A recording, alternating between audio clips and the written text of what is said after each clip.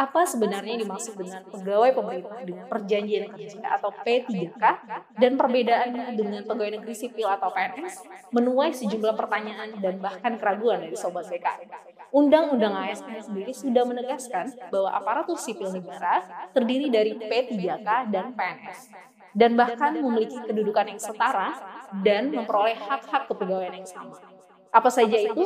Selengkapnya di BKN Talk edisi Kupas P3K.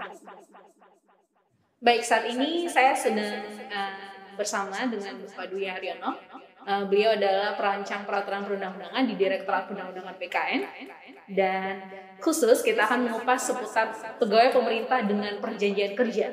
Dan ini menuai banyak pertanyaan, Pak, di media sosial BKN juga mengenai sebenarnya apa itu pegawai pemerintah dengan perjanjian kerja. Mungkin bisa disampaikan sedikit latar belakang kenapa harus ada pegawai pemerintah dengan perjanjian kerja P3K. Ya, terima kasih Bu Desi. Jadi memang latar belakang munculnya pegawai pemerintah dengan perjanjian kerja itu adalah ada di amanat Undang-Undang Nomor 5 Tahun 2014 tentang aparatur sipil negara. Di mana dalam undang-undang itu disampaikan bahwa ada yang namanya pegawai aparatur sipil negara yang terdiri dari PNS dan P3K, ya, singkatan dari pegawai pemerintahan dengan perjanjian kerja. Nah, latar belakangnya adalah bahwa kembali kebutuhan. Di satu sisi kebutuhan atas sumber daya manusia khususnya aparatur sipil negara itu cukup besar. Nah, inilah yang ingin dilakukan pemerintah, ingin merekrut baik melalui jalur PNS yang mempunyai keterbatasan tertentu dengan menggunakan jalur P3K, sehingga harapannya kebutuhan instansi pemerintah, terutama tenaga-tenaga yang siap pakai, yang profesional, yang tidak terikat pada usia itu bisa terlayani dan berjembatan. Itu latar belakangnya sebenarnya. Nah, ini yang mungkin menjadi pertanyaan banyak orang. Sebenarnya perbedaannya pegawai negeri sipil itu apa? Secara umum memang perbedaannya tidak banyak sebenarnya. Tetapi kalau dari sisi persamaan sendiri kan sama-sama tadi saya sampaikan adalah sama-sama pegawai aparatur sipil negara. Yang hanya karena pengertian pegawai aparatur sipil negara, maka yang bisa mengizin hanya warga negara Indonesia. Di luar itu tidak bisa. Tetapi perbedaannya adalah salah satunya adalah terkait dengan posisi yang akan diisi. Bahwa untuk PNS itu dia memang diangkat untuk menduduki suatu jabatan pemerintah. Nah, P3K itu juga akan mengisi jabatan pemerintah, tetapi posisinya adalah dalam rangka menjalankan fungsi dan tugas pemerintah. Jadi dia tidak posisinya duduk dalam jabatan dalam pengertian bahwa dia akan mempunyai karir segala itu tidak. Itulah perbedaan. Kemudian perbedaan yang lainnya adalah terkait juga dengan hal yang krusial adalah karena ini sifatnya semacam percepatan untuk memenuhi kebutuhan dari pegawai ASN, maka posisi pengangkatannya pun mekanismenya juga beda. Kalau PNS ada yang namanya masa percobaan selama 1 tahun, yang dimaknai adalah di situ yang bersangkutan akan dilakukan atau dilatih dengan pelatihan dasar untuk bisa siap dalam jabatan itu. Tetapi kalau P3K yang bersangkutan itu justru langsung diangkat dalam jabatan itu tanpa melalui masa percobaan. Karena tadi mereka memang diharapkan betul-betul sudah profesional, sudah kompeten dalam jabatan yang diisi oleh yang bersangkutan. Itulah yang perbedaan yang sebenarnya justru kalau saya lihat itu justru menunjukkan keuntungannya kalau kita masuk lewat jalur P3K. Ya, karena apa? Contoh misalnya, ketika seorang calon pegawai negeri sipil sebelum diangkat PNS ada masa sekitar 1 tahun, dia hanya akan diberikan gaji 80%. Sedangkan P3K, begitu yang bersangkutan diangkat menjadi P3K, maka akan dibayar 100% gaji pokok. Itu salah satu justru kalau memang itu perbedaan, tetapi justru itu menunjukkan keuntungannya kalau kita masuk lewat jalur P3K. Nah, mungkin peruntukan jabatan yang dapat diisi oleh P3K ini mungkin bedanya dengan pegawai negeri sipil ini apa? Nah, perbedaannya tadi saya sampaikan, tidak ada 3 klaster jabatan yang bisa diisi oleh P3K. Yang klaster pertama itu adalah jabatan fungsional tertentu atau kemudian juga jabatan pimpinan tinggi. Jadi jabatan pimpinan tinggi khususnya untuk utama dan madya itu bisa diisi P3K tanpa harus mulai dari start nol sebagai calon PNS. Bayangkan kalau seorang PNS ingin duduk di jabatan pimpinan tinggi, dia harus mulai start dari bawah. Tapi P3K tidak. P3K justru bisa melamar langsung ke jabatan pimpinan tinggi. Kemudian klaster ketiga itu yang saat ini belum ada adalah ada ruang, nanti ada jabatan-jabatan yang ditetapkan oleh Kementerian PAN yang dapat diisi P3K untuk mengisi jabatan-jabatan yang bukan jabatan struktural, tetapi menjalankan fungsi manajemen pemerintah. Nah, ini ada 3 klaster. Nah, klaster yang pertama dari yang jabatan fungsional, ini sudah ada Peraturan Presiden Nomor 38 Tahun 2020. Dari sekitar 240 lebih jabatan fungsional, di Peraturan Presiden Nomor 38 Tahun 2020 itu ada 147 jabatan fungsional yang bisa diisi oleh P3K. Ya, dan memang ini memang perbedaan dengan PNS, tetapi kembali bahwa ada keuntungan justru kalau kita posisinya bisa, ibarat kita bisa percepatan untuk duduk dalam suatu jabatan. Ya, bayangkan kalau misalnya seorang calon PNS untuk diangkat dalam jabatan fungsional saja, dia harus melalui proses calon PNS, kemudian baru diangkat dalam jabatan fungsional. Kalau P3K tidak, P3K itu justru begitu mereka melamar misalnya jabatan fungsional guru, begitu diangkat, dia sudah langsung ke posisi guru, ya, tidak, bahkan sudah bisa diberikan tunjangan fungsionalnya kalau memang dia sudah memenuhi persyaratan. Itu berbeda. Tapi skema pengangkatannya tetap sama ya Pak, lewat seleksi? Nah, ya. Atau ada tahap perbedaan seleksinya? Kalau dari sisi seleksi semua, baik PNS maupun P3K itu tetap melalui proses seleksi, karena ini amanat Undang-Undang Nomor 5 Tahun 2014. Jadi ada proses penyusunan kebutuhan baik PNS maupun P3K, kemudian setelah ditetapkan kebutuhannya, maka akan dilakukan proses seleksi untuk menentukan warga negara Indonesia mana saja yang sudah melamar dan memenuhi kriteria persyaratan yang dibutuhkan. Nah, perbedaannya adalah ketika kita misalnya melamar sebagai P3K, begitu kita dinyatakan lulus, maka akan ditetapkan SK pengangkatan calon P3K. Berdasarkan SK pengangkatan calon P3K itu kemudian diajukan usul ke BKN untuk ditetapkan nomor induk P3K-nya. Nah, setelah yang bersangkutan ditetapkan nomor induk P3K-nya, maka PPK atau pejabat pembina kepegawaian, baik gubernur, bupati, wali kota, atau menteri atau pimpinan lembaga non-kementerian bisa menetapkan SK pengangkatan P3K yang bersangkutan. Dan setelah itu yang bersangkutan bisa bekerja, ya, bekerja dan menerima penghasilan. Nah, ngomongin penghasilan nih, ini salah satu mungkin yang jadi pertanyaan itu adalah hak-hak kepegawaiannya. Nah, kan kita tahu pegawai negeri sipil beberapa sejumlah hak kepegawaiannya ada. Nah, itu sama nggak ini dengan yang akan dimiliki oleh P3K? Ya, menarik kalau kita bicara penghasilan kan semua orang tentu bekerja orientasinya akan penghasilannya. Take home dia berapa? Nah, ini yang menarik. P3K itu memang dia di amanat Undang-Undang Nomor 5 Tahun 2014 maupun di PP 49 Tahun 2018 terkait dengan manajemen P3K mempunyai terkait dengan hak-hak selain gaji. Yang bersangkutan juga dapat cuti, kemudian yang bersangkutan juga bisa mengikuti pengembangan kompetensi. Kalau mereka punya kinerja yang baik, yang bersangkutan itu juga akan mendapat penghargaan. Penghargaannya sama dengan penghargaan yang diterimakan PNS. Kemudian yang bersangkutan juga punya jaminan. Jaminan apa? Jaminan hari tua, jaminan kesehatan, jaminan kecelakaan kerja, termasuk juga jaminan kematian, dan bantuan hukum. Perbedaannya bantuan hukum ini adalah dalam pengertian bahwa selama yang bersangkutan melaksanakan tugas jabatannya, kemudian ada masalah hukum, maka yang bersangkutan berhak dibantu oleh pemerintah. Nah, mungkin yang menjadi perbedaan yang selama ini jadi pertanyaan adalah terkait pensiun.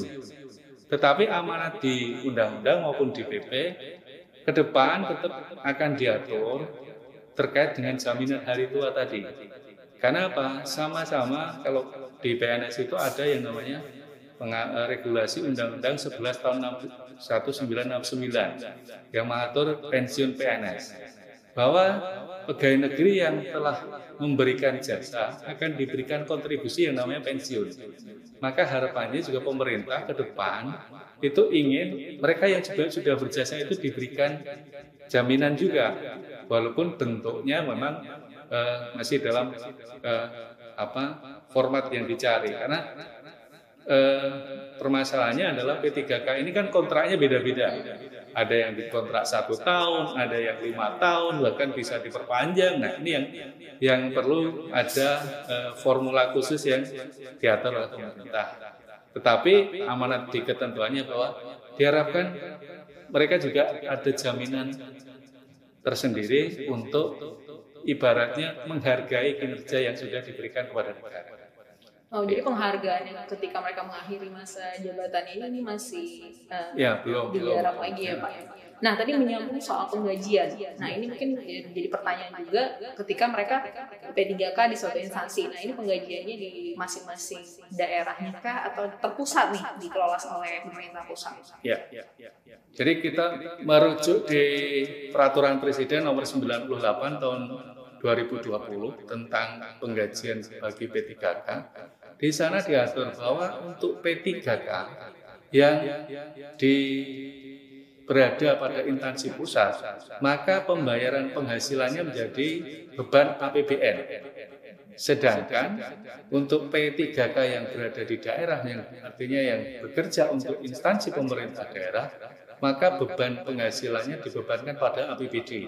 Itu sudah ada di ketentuan di di Peraturan Presiden Nomor 98 Tahun 2020. Termasuk di situ diatur juga besarannya. Jadi ada mekanisme pembayarannya, ada mekanisme pembayaran, kemudian berapa besaran yang diterimakan setiap P3K. Dan untuk pengelolaannya sendiri berarti sama halnya dengan pegawai negeri ya Pak. Maksudnya pengelolaannya itu ketika sudah diseleksi pengangkatan, penempatan, mereka dikelola, pertanggungjawaban pengelolaannya itu di masing-masing pegawai pemerintah, pejabat pembina kepegawaiannya masing-masing. Iya betul, karena begini, karena penghasilan itu bukan hanya sekedar gaji, tetapi juga tunjangan-tunjangan, baik itu tunjangan keluarga, tunjangan penghasilan yang lain. Contoh misalnya, kalau di instansi pusat ada istilah tunjangan kinerja, maka diharapkan P3K itu juga mendapat hak yang sama, karena dia punya pekerjaan, punya tugas yang tidak jauh berbeda dengan PNS. Kemudian kalau di daerah ada insentif untuk PNS daerah, maka diharapkan di kontrak itu juga yang bersangkutan P3K juga akan diberikan insentif juga. Maka ketika pada saat penandatangan perjanjian kerja antara pejabat pembina kepegawaian dengan P3K itu di situ clear, sudah harus disebutkan berapa dia terima gajinya, berapa dia terima tunjangannya. Itu sudah tegas harus disebut di situ, sehingga sejak awal P3K itu tahu berapa yang akan diterima. Ya, dia tidak usah nyari regulasinya, baca peraturannya, dia sudah tahu karena dia sejak awal dia sudah tahu ini yang akan dia terima dari negara ke atas kinerjanya. Ya. Nah, dan terakhir mungkin ya soal masa kontrak kerja. Ini kan minimal 1 tahun, maksimal 5 tahun, dan mungkin ini yang mengkhawatirkan justru bagi mereka yang mungkin ingin melamar menjadi P3K, seolah-olah dia lebih kayak Bagaimana mereka ketika memperpanjang kontrak kerjanya, apakah hanya minimal 1 tahun atau setelah 5 tahun mereka harus melamar kembali jadi P3K? Ya, begini terkait dengan masa kontrak. Sudah ada di ketentuannya di Undang-Undang 5 maupun di PP 49 itu bahwa P3K dikontrak terikat dengan masa hubungan kerja itu sekurang-kurangnya 1 tahun. Maksimalnya sebenarnya di ketentuan tidak diatur, tetapi kebijakan dari pemerintah mengikuti penyusunan kebutuhan PNS per 5 tahun, maka maksimalnya 5 tahun. Ada ketentuan di Peraturan Menpan Nomor 70 Tahun 2020. Ya, jadi masa hubungan kerjanya sekurang-kurangnya 1 tahun, paling lama 5 tahun. Nah, bagaimana dengan perpanjangan? Kembali perpanjangan itu kembali kepada esensi dari P3K. P3K itu direkrut adalah untuk memenuhi kebutuhan sumber daya manusia di instansi pemerintah. Ya, artinya kalau memang instansi pemerintah masih membutuhkan yang bersangkutan, maka instansi pemerintah bisa memperpanjang. Nah, bagi P3K sendiri tentu saja juga tidak hanya sekedar kebutuhan yang akan diisi, tetapi juga kinerjanya. Ketika kinerjanya baik, tentu pemerintah, pejabat pembina kepegawaiannya ingin mempertahankan, maka dia bisa diperpanjang. Nah, permasalahannya tadi yang ditanyakan adalah apakah mulai proses seleksi? Sebenarnya tidak. Proses seleksi itu kalau yang bersangkutan kemudian melamar atau ingin pindah ke jabatan lain atau pindah unit kerja. Karena tidak ada istilah mutasi P3K. Mereka sejak awal melamar untuk mengisi jabatan tertentu di unit kerja tertentu.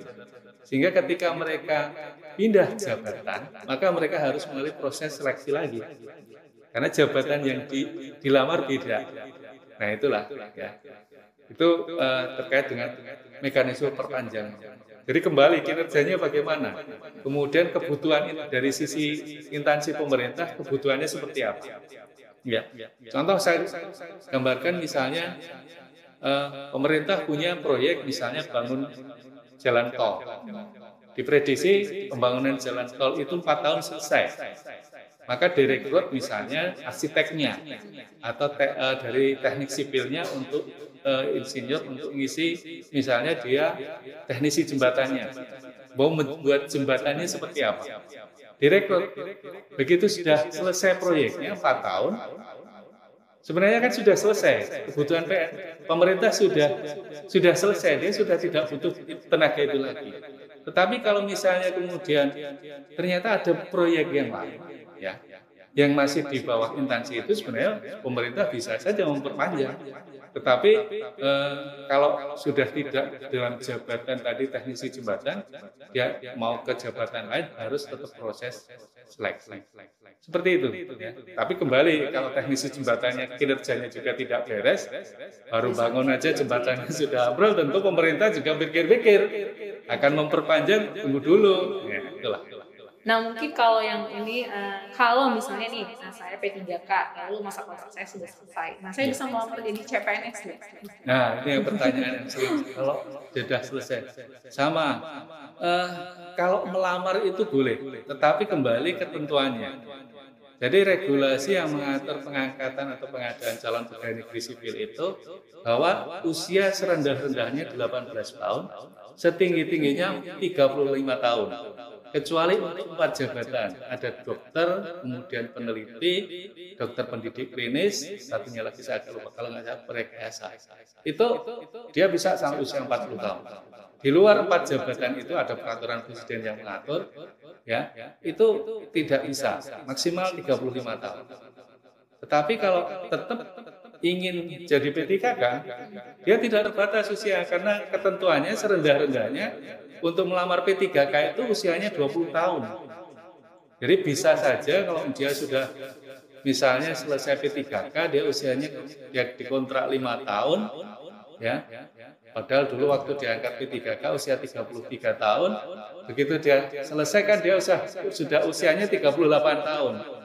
Kalau dia melamar CPNS tentu nggak bisa, karena dia usianya sudah di atas 35. Tetapi ruang untuk dia melamar P3K masih bisa.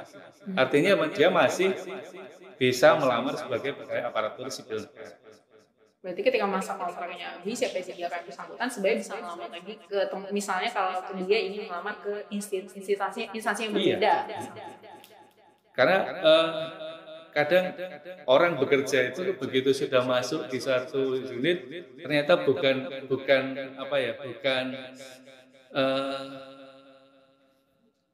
hatinya tidak sesuai, ya, bukan jiwanya ke situ. Maka kadang pengen pindah jabatan, boleh, ya, boleh pindah jabatan, boleh.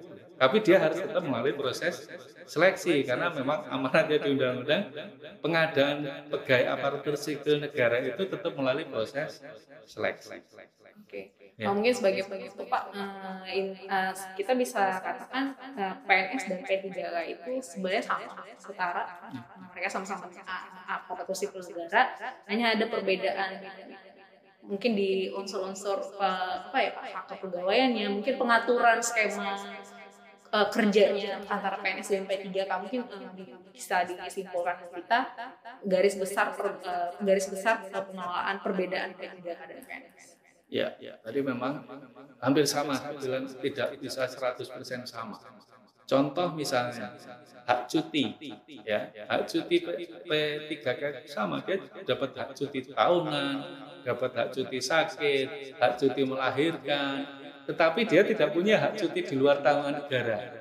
Karena apa? Karena hak cuti tanggungan negara itu bisa diberikan selama 3 tahun. Nah, bisa dibayangkan kalau misalnya P3K dikontrak 1 tahun, tapi dia minta cutinya 3 tahun. Nah, itu makanya tadi saya sampaikan tidak bisa 100% sama. Ada beberapa hal yang agak beda, tetapi bukan kemudian itu mengurangi bahwa yang bersangkutan tidak punya hak. Tetap dia punya hak. Ya, hak cutinya masih ada. Ya, pengembangan karir, walaupun dia hanya dikontrak 1 tahun, itu tetap pemerintah punya kewajiban mengembangkan karir, pengembangan kompetensi, pengembangan kompetensi. Karena apa? Ketika seorang P3K dia ditingkatkan kompetensinya, sebenarnya yang untung itu siapa?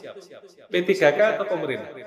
Tentu pemerintah, karena dia selain sudah punya tenaga yang tadi direkrut sejak awal sudah punya kompetensi, kemudian ditingkatkan kompetensi, performanya yang meningkat bukan hanya performanya dari P3K, justru performa unit kerja, performa dari instansi pemerintah yang bersangkutan itu juga akan secara signifikan akan meningkat. Itulah maka diberikan kewajiban pada pemerintah.